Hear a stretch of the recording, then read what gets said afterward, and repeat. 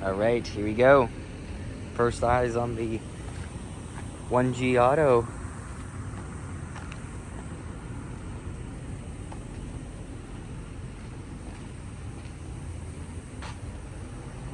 So it's a Talon. Sick.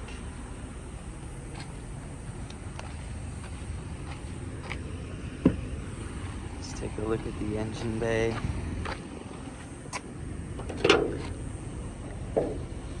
Oh yeah, it's all stock. How cool is that? Definitely deleting that ABS. So, pop this. Alright, let's take a look in the car itself. Is it unlocked? Yes, it is. Oh yeah, the interior's mint, dude. 146K. Nice. Alright, man. So I got it started and running. It's running on like 2 or 3 cylinders right now. It's a little rough. It's gonna need a fuel system, fuel pump, injectors cleaned. But it moved in here.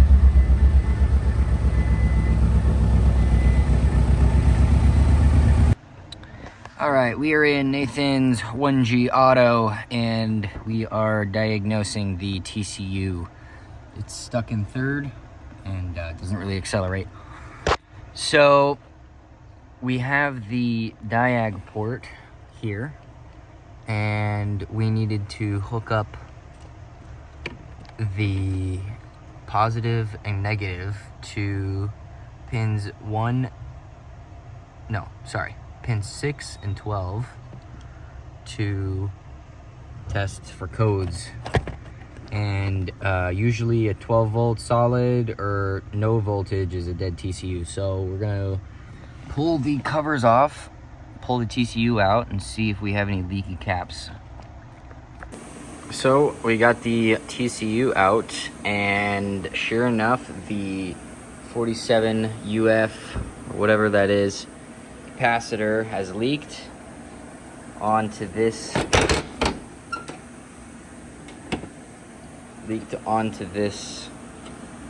I think that's a capacitor. I'm really not sure of motherboard circuitry, but it has leaked and caused some damage. So gonna either have to be repaired or replaced.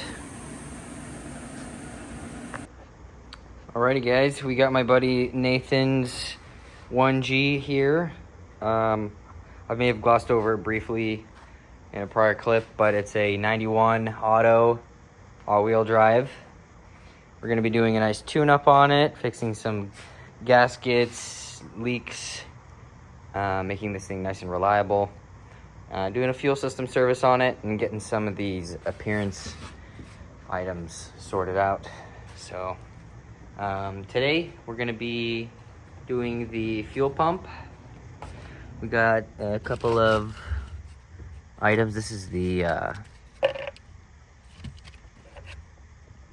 oil return line and oil filter housing gasket, but we got yeah, that's all those components there. Fuel pump kit, fuel filter, and then we're going to be converting this over to speed density. And what's this one? Yeah, IAT sensor. So we do have disassembling for the car right here. So we're gonna get that installed, and then we have a TCU that is actually got a bit of a tune in it. It's got a it's got an EEPROM chip in there, and got some nice good firm shifts. I like it. But moving on, we're gonna get to the trunk here and get to this fuel. Oh wow, look at this. It works. What a rarity.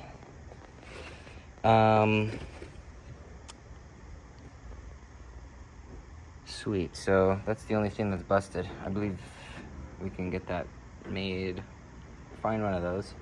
But anyway, we got a couple of things in here. We got some gaskets that was left from the prior owner and stuff. So we're gonna get here and oh, look at that, how cool. Whoa, look how fucking, that's crazy. Okay, let's see when this thing goes back.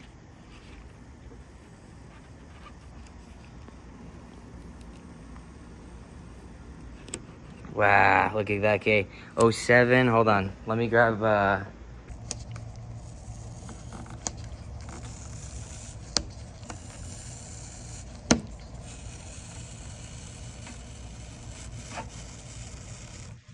'06, how cool.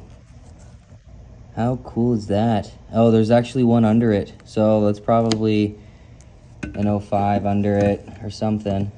Let's see, maybe I can get to that one too. I'm trying not to ruin it so that it's kind of, yeah. I'm just not gonna mess with it. We're gonna assume it's an 05.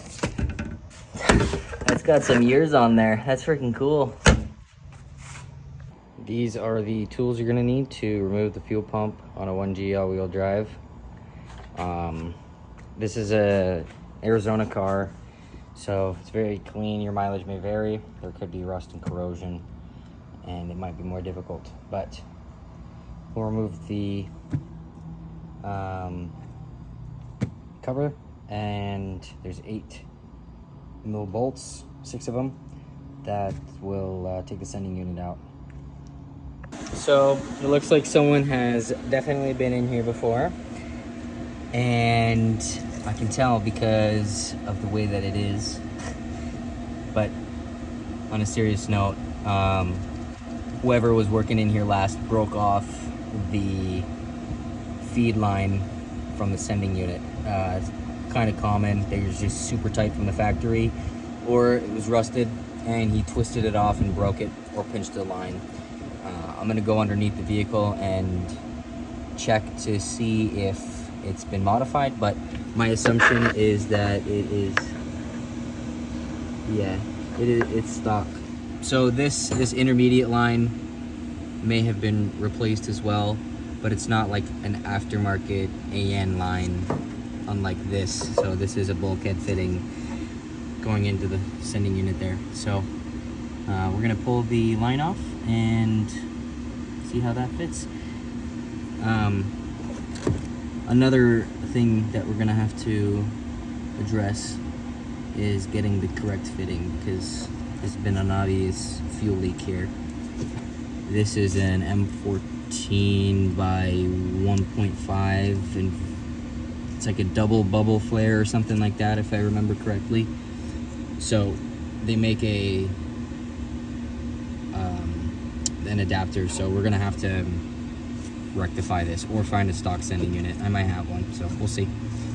I'll update you guys in a moment here. We're gonna take these 8mm bolts off and get inside, take a peek inside the tank.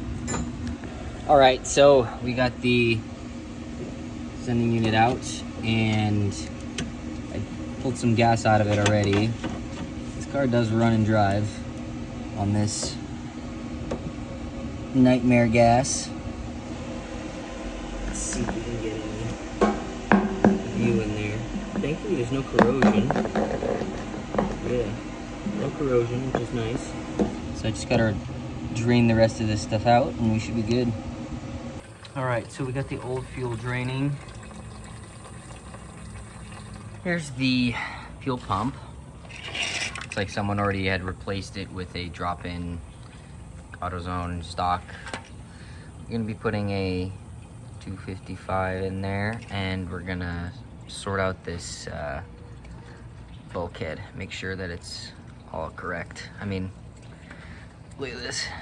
I can just deflect the clamp.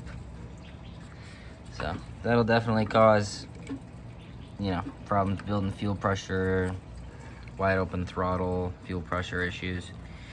I'm gonna get this all rectified and kind of show you what I do to fix all this. Alright, so we got the fuel filter in the engine bay removed. That lower nut was quite loose, so it didn't leak, but it was loose. And you guys saw what was in the tank, so you can see there's still some fuel in there. Oh, let me get this out. You might be able to see it. There's fuel in there though, still, and it's pretty much clogged.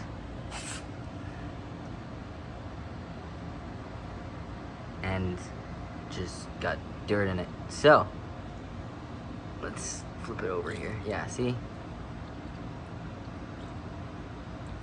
Very poor flow. She was cooked. So we'll get this bracket off, replace it with the fresh filter. So we got the fitting on. I just got to get it tightened up and start making the correct lines to the ascending unit. We are in the 1G, taking the door card off so that I can replace the door mirror. This one's missing, and we're just gonna put a complete one on there that has a good mirror on it. So that's pretty self-explanatory. One bolt here, and then there's two under, but to get to that, you have to just take the door card off. So that's what I'm doing. All right, so we got the ascending unit and fuel pump from Nathan's 1G here.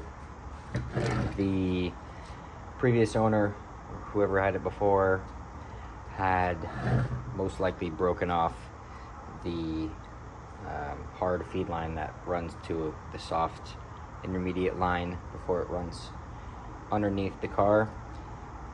So usually what people do is drill it out, put a bulkhead fitting like this gentleman did, and run a 6AN line up, or the correct way would be to convert the hard line from underneath the car to 6AN, which is what we're going to be doing. So if you look in the earlier parts of the video, you can see the fitting was just screwed in to the 6AN and it wasn't making a good seal. Another thing too is that the clamps are just not sufficient at all. So this thing was most likely leaking some fuel pressure. So we'll get this thing taken out of here and go from there.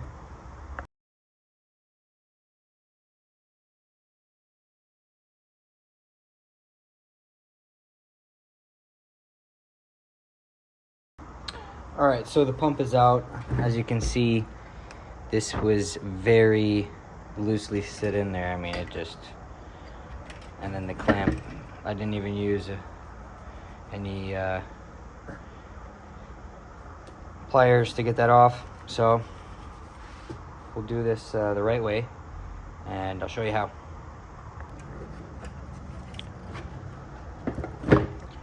All right, so this thing isn't in there very tight.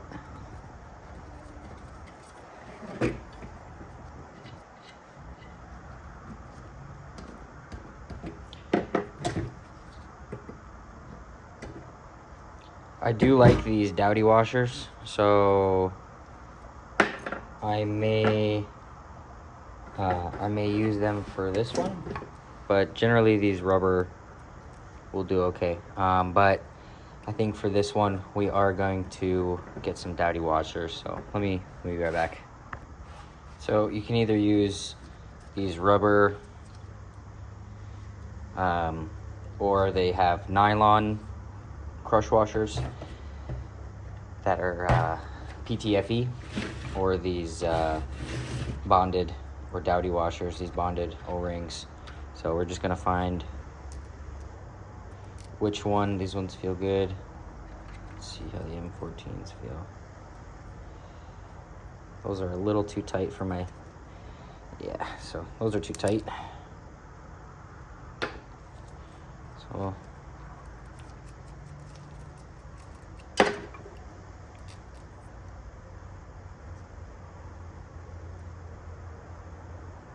see what the fitment is. So what we might do is use an M14 on the inside. Yeah, because that's nice. And then on the sending unit side,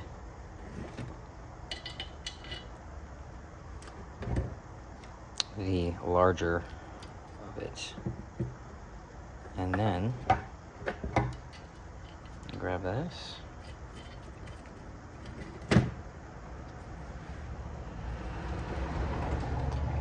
And we'll have a good nice seal in between that. So I'll get this tightened up and we'll continue on.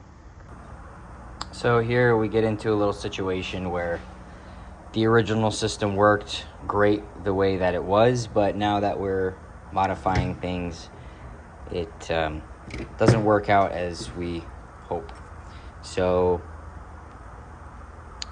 the original pumps on these are large, and with that being said, it makes it so that, you know, this has fairly good means of lining up, but you have a huge gap here. So you could fill this in with some spacers and lock it in like this, but what I'm choosing to do to get better alignment and keep the height where it needs to be is I'm going to flip the pump around so that this has better alignment, and I'm just going to trim this so that the pump and sock have clearance. Another thing that I see people mess up is not using submersible fuel line. So definitely use this unless you want to be in here in 3 months doing this all again. So I'll update you kind of where I'm at in shortly here. Alright, so this is the completed product essentially. You can see the nice straight line. We don't want any kinks going, you know, making crazy kinks or kinking the main line. I also like using these EFI style clamps instead of the regular worm gear style clamps. It just grabs on the hose a lot nicer. And then I just use some fuel safe zip ties.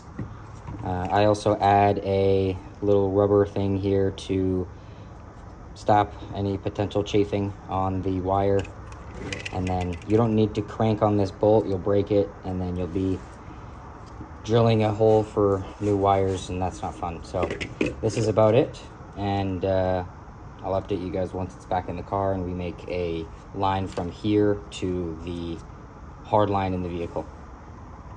So we're in Nathan's 1G, got the fuel system all sorted out, and now it doesn't have a issue cold starting.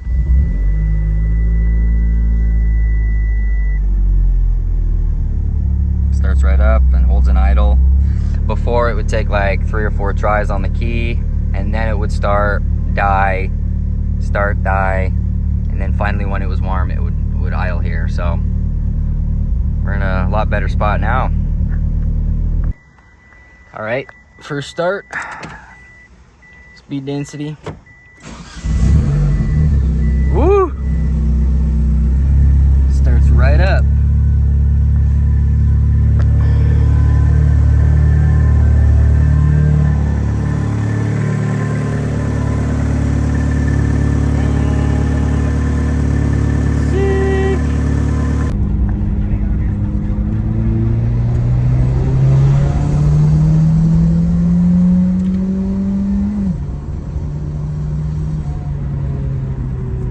What's going on, guys? Working on Nathan's 1G today. Got a couple things done the other day. We went ahead and converted the car over to speed density and fixed a bunch of vacuum lines. The main vacuum line for the blow-off valve was actually chewed away from some mice and causing a huge intake leak, causing a lot of cold starting issues and obviously other issues, but mainly the cold start stuff. And so car's on speed density now. And so today we're going to be focusing on oil leaks. So we're going to get the valve cover changed out. We're going to get the oil pan return line changed out, kind of fix a couple of leaks at the oil filter housing, and kind of tackle it as we go. So I'll take you along and kind of show you what I got going on.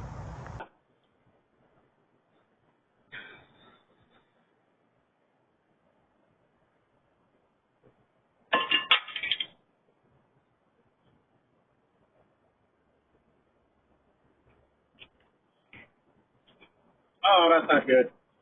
Oh, that's not good at all. I don't know if you can see that, but the oil cooler is loose. So that's what this leak is. Gonna fix that. Hopefully, I think I have a gasket for that. I just have to do the oil return line for the turbo. And then that's it.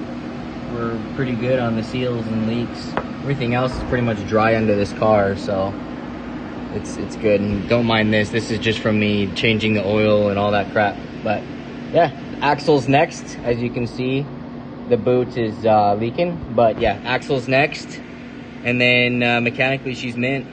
One other thing I want to mention, the flex section of the exhaust has a leak. So that's the leak that you do here. Cut off and put a new flex joint in there and you'll be on your way, just so that it doesn't leak. Other than that though, the exhaust is good. All right, so as you can see, the oil return line is dry, both sides. Excuse me. But you can see the oil is propagating from this end coming down here.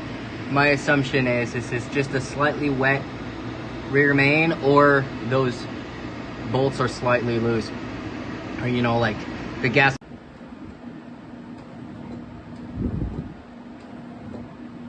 Fancy guy, fancy guy,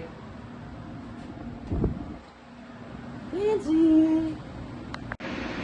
All right, so update for you. I got all the coolant lines changed, the bitch coolant line, and the one down here. The oil filter housing's been cleaned, new gasket and fresh filter. And then I did replace this coolant line, the one that was chewed by mice.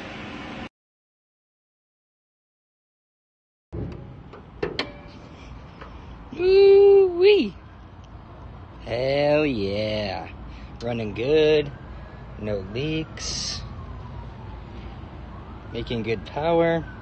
Feels awesome. Parked it over here so that I can check and see if we got any leakage.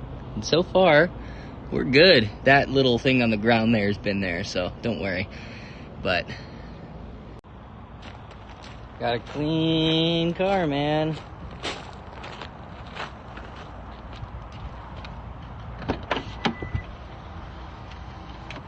Beauty, all complete. AC working mint.